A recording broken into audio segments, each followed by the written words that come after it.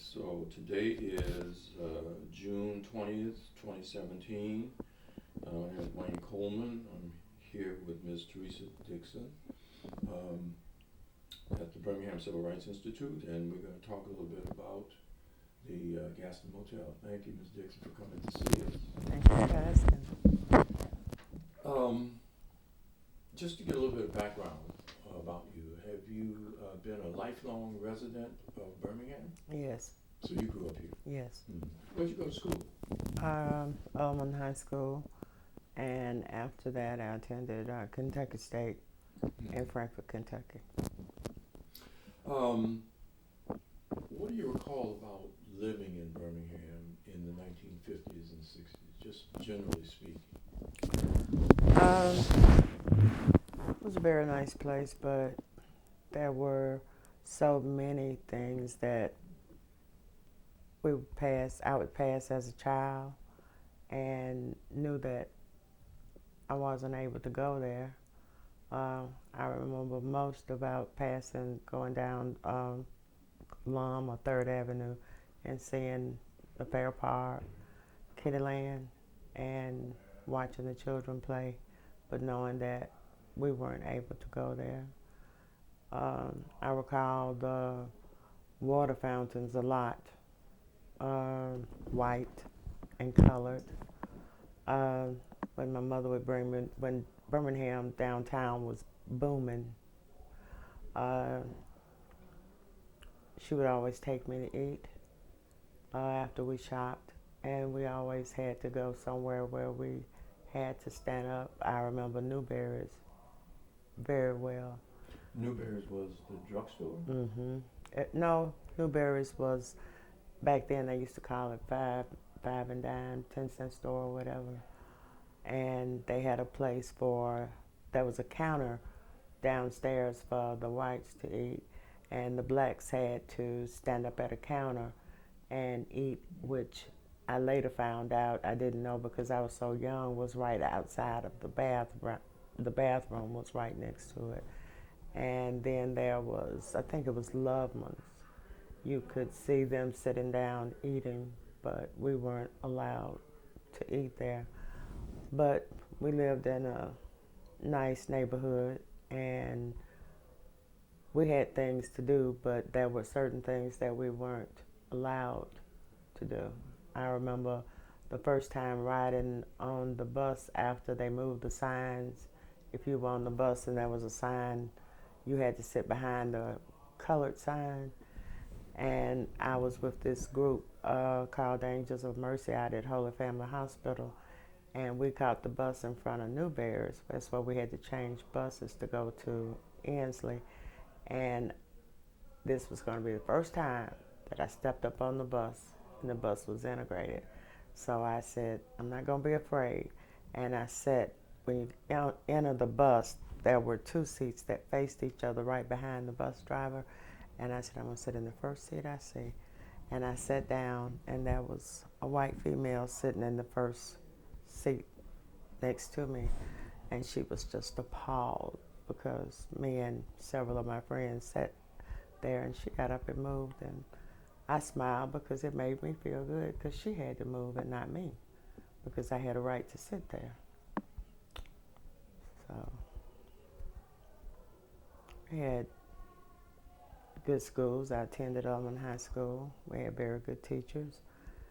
But there was, it was still in me that why we had to be different. I remember watching the first blacks go to Phillips High School, and I remember the first black from Auburn that went to Ramsey. It's Dr. Walker now. He was a very smart young man, and felt very proud that he was able to go, but I never attended an integrated school. I finished high school in January of '64. Good. Well, in general, what do you recall about black businesses in Birmingham? Black businesses were, to me, they were booming. As I look back now and think 4th Avenue, and then part of 5th Avenue at that time. But 4th Avenue, all the businesses were on 4th. And there were 2 black studios, photographers, Hills and Brown. And the black students that finished high school, that's where we had to go to have our pictures, school pictures taken, for graduation. And I remember not too many of the restaurants on 4th Avenue because I was young and integration came, the movement came right as I was a senior year. And my mother would allow me to come on 4th Avenue to go to the Carver Theater. That's the only place I was allowed to go. And she would tell me, when you get off the bus and you go to the theater, if anybody speak to you, any of the men on 4th Avenue, she said, you don't have to stop and talk, but speak and smile and keep going. And that's what I did. We would go to, if we had dances or anything, I think we went to the Masonic Temple, or we went to the Elks down on 8th Avenue. And those were about the only places that we were able to go until Gaston. Well, it was there, but I remember it from, maybe I'm going ahead of you, but I remember it from a child because my father would bring family to supper club to eat on Sundays. It was either it was a special day, like Mother's Day or Easter, something like that. And I used to enjoy it so much because it was so nice, and you had tablecloths and flowers, and someone came to take your order. And this was a big thing for me. I just really enjoyed it. It was not like standing up at a counter, but it was somewhere nice for us to go and sit down like I had seen other people eat or on TV. So I was able to do that, so that made me feel real, real good. That's good. Well, we'll come back to that. Okay. So the black-owned businesses were concentrated on 4th Avenue in the 4th downtown Avenue, area? yes. And they were not businesses like the Gaston. They were No. pretty much other types of businesses. Yes. Were there only, from what you remember, were there any white-owned businesses that allowed blacks to go to them? Not that I can recall. If you did, you went in from a certain area. You didn't go the rear. Mm-hmm. I remember going to the Lyric, and we had to walk up steps on the 18th Street side and sit in the balcony. You couldn't go through the front door. You had to enter the side, the iron steps or whatever they were, like fire escape or something like that. But that was the only way you were allowed to enter. So those businesses that were white-owned, how were the black customers treated in general? I mean, the ones that did allow blacks to patronize them.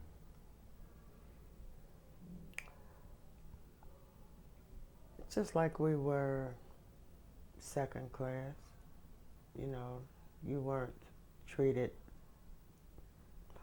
You got what you wanted and you left. It was like you order, you pay for it, and you go. You weren't allowed to sit there and eat. If there were any, I don't recall any. If you went to Crystal's, you had to enter the side door on 18th Street, or if you went to the donut, any place, you didn't enter the same door as the whites. You had your colored entrance. Do you recall when the Gaston Motel opened for business? No, because I was young, but I know it was. I think it would probably have to be in the 50s because when we started, I remember passing and seeing, and it was such a nice, a nice place, and I would think it was in the 50s. Well, and that we did talk about this before, but the Gaston was a business unlike other businesses Yes. that Yes. were in the downtown area that Yes. catered to a black Yes. clientele. Yes. Talk a little bit more about your experience going there. You did say that it was a really As a special child, occasion. it was. It was very special. It was very nice, and the service was good. The food was good. It was a whole different experience to be able to sit and enjoy a nice surrounding, something really, really nice, not a juke joint per se, but a very, very nice place. I remember that from a child, and then I remember after I became older, where I was allowed to go into the lounge. That was nice too. That was very nice. And nice atmosphere, nice people, to chat with, somewhere to go to meet your friends. I remember different parties or receptions or things that was a suite that was on the very end, and I went there for different occasions, many times.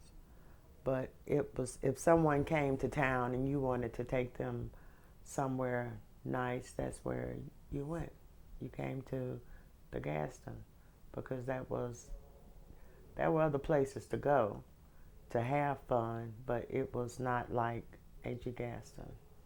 This was a totally different environment. And as I grew even older, I remember seeing Nat Adderley at the supper club, and it was very enjoyable. He had live entertainment, and you were safe, and you had nice drinks, nice food, and it was just very enjoyable. Somewhere you wanted to take, where you wanted to take someone. Now, the restaurant part of the motel is where you would go for dinner, supper, or lunch. Yes. How many people do you think it sat? What do you think was that number? How big was it? It was pretty large. I'm not good on capacity, but it would be a large crowd. My sister had a wedding reception there, and that was in the 70s, and there were quite a few people, so I can't really say, but it would hold a large crowd comfortably. Do you recall any of the things on the menus that they would serve? What kinds of foods do you remember that they did serve? Well, of course, you always had your turkey dressing and vegetables. I remember shrimp and nice cuts of beef.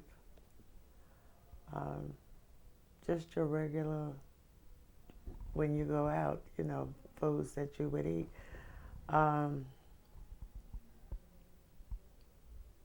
That's all I can remember. Basically a soul food restaurant menu.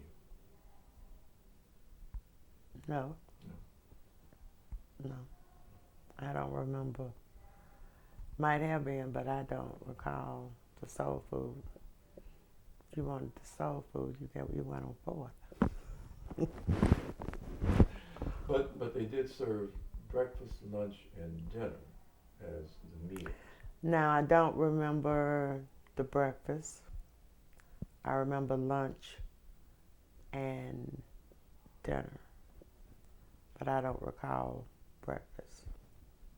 Well, let's talk a little bit about the lounge. I've only been in the building once, and when I went in, it had already closed down. So I don't really have a visual of the way it was when it was active. But the lounge area was off to the side Right. of the eating area, the restaurant part. Right.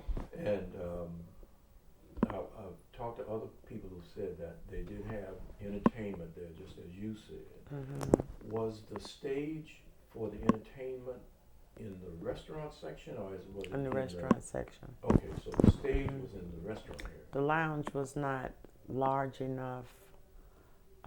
When you entered, I remember you would drive through and you could park on the parking lot. And if it was packed, which it usually was, you had to park, in other areas on Fifth Avenue. And as you entered, the motel was to the left, and to the right, you entered the lounge. And you had, the word just won't come right now, but you had like a greeter, whatever, and they were always dressed real nice. And there was a bar, and then there was seating areas like booths, and that's where music was being played, but the lounge is where the supper club, as they called it, was where the live entertainment was. In the lounge. Yeah, you had. Yeah. Okay. So then the entertainers catered mostly to an adult audience, if it Right. was in the Right. lounge. Yes. And what I'm calling the lounge, there were two areas, the lounge, and I called the other part the supper club. I may be calling it wrong, but that's how I looked at it, but most of the people in the afternoon, like you go to happy hour after work or something, they always went to the bar area. It was where you first entered. Or you could, if you were going to the supper club, you could enter from another door. You didn't have to come through the lounge, through the bar. They were separated by a door. So the clientele was a good mix of professional Right. African Americans and non-professional African Right. Americans. Right. So it catered to people irrespective of class. You found a lot of your business people after work that worked in the downtown area, I would think more, and then not the downtown area. That's where you meet your friends after work.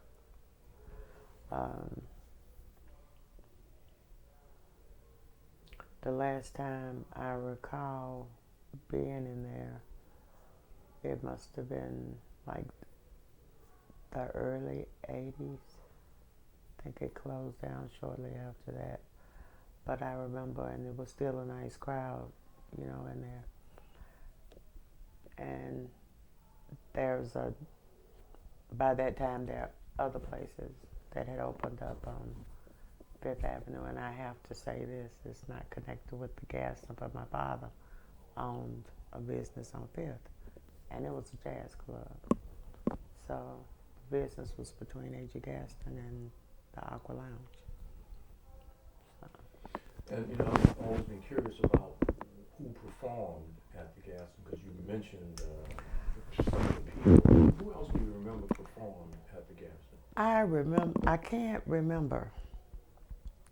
I remember Nat Adderley because that was Cannonball Adderley's brother.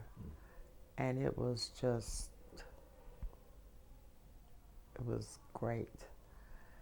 And I can't remember anybody else at this time. It's been a long time ago. I can't remember, and I was very young then. And I think my father was probably responsible for me being able to attend that. I remember I had a cousin in town from Massachusetts, and she wanted to come, and that's where he suggested that we go. And we had a ball. It was great. But I can't remember. That's a little before my time. But I do remember Ned Adderley. Do you recall if going in to see the entertainers was that you were required to pay an admission just to see the entertainers? Yes. So it was a fee to see the Yeah. entertainers. Mm-hmm. So how often do you think you would have gone to the restaurant? I mean, was it every week that your family went, or? No, we came, like I said, this was back in the 50s. And I know we came for Mother's Day and Easter. We might have come 3 times a year. Because I was a little girl. So, blacks, you didn't go every week. You know, it was something special. So. Do you know anybody who would have stayed at the motel? I mean, as a guest, what might have been their experience as a guest at the motel, not the restaurant?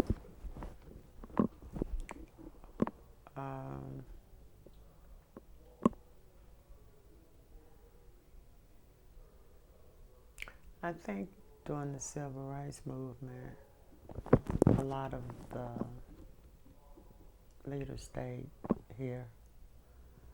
And again, I was young then, so I wouldn't recall. I remember out of town guests coming in, you know, family, and staying. Your family had Mm-hmm. not come in. Yeah.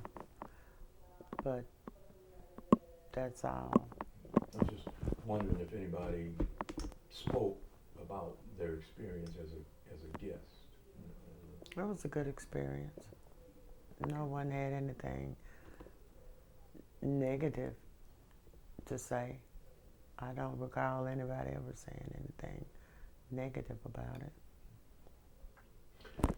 So we know how important it was as a business Mm-hmm. for the black community.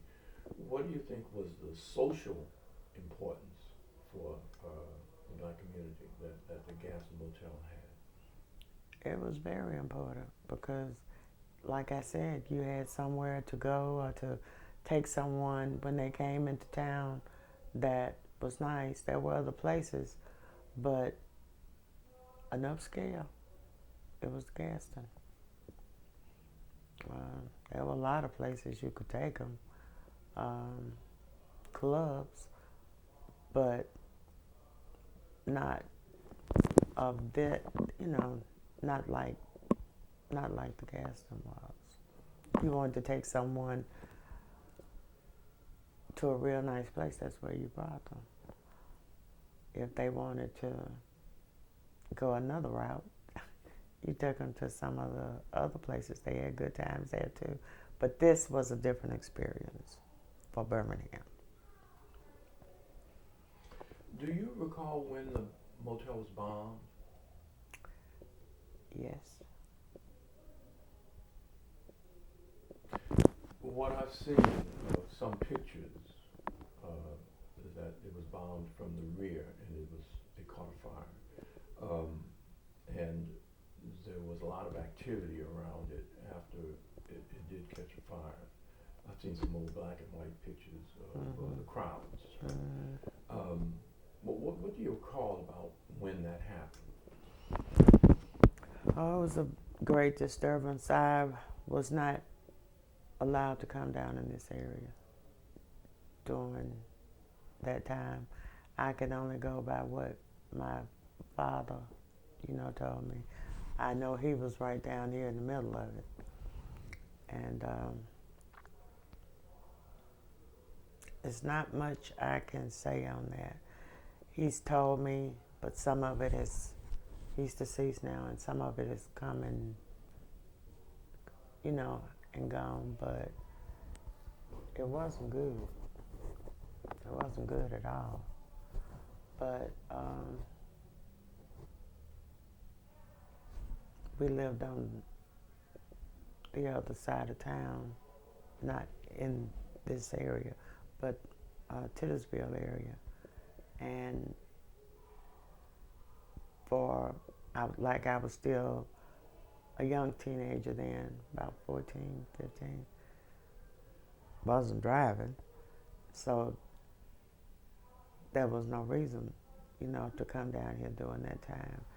We were restricted, so all you saw was what you saw on television and what someone, an adult told you. After it was bombed, did they shut down temporarily? I think so. I'm not sure on that either.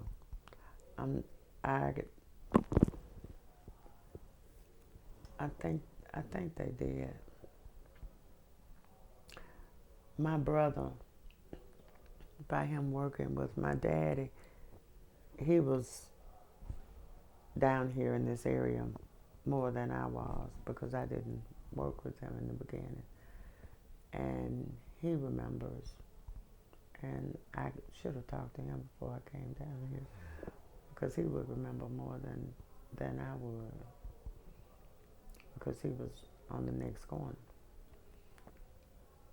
But personally, I don't. I just remember it was a lot going on.